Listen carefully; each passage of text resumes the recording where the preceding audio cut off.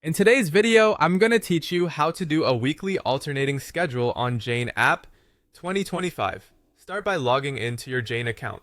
If you have access to more than one clinic or location, make sure you're in the right one before you go any further. Also confirm you're viewing the correct staff profile if you manage schedules for multiple providers. This keeps any changes contained to the right calendar. Next, head to your schedule. From the main navigation, open the schedule view and choose either your own calendar or the staff member you're setting up. Set the calendar to the exact week you want the alternating pattern to begin. The start date matters because it determines which weeks count as week A and week B moving forward. Create a new schedule block for your first working period. Click to add availability or a shift, then enter the start and end times. Select the correct location or room if applicable, and add any relevant details like services or tags that help others understand your availability. If you need a lunch break, either split the block into two parts or adjust the time range so your break is excluded.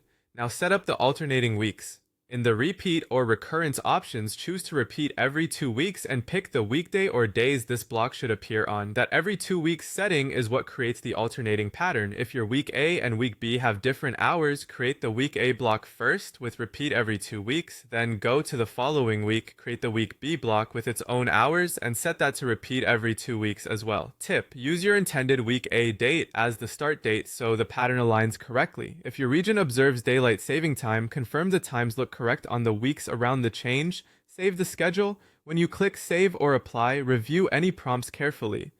If Jane asks whether to update existing repeats, choose the option that only applies to future shifts when you're making changes, so you don't alter past records or confirmed bookings. Give the details a quick scan for location, times, and recurrence before confirming.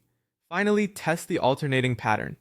Move 1 week ahead to verify the block is absent, then 2 weeks ahead to confirm it returns. Switch to a month view to see the on-off rhythm at a glance.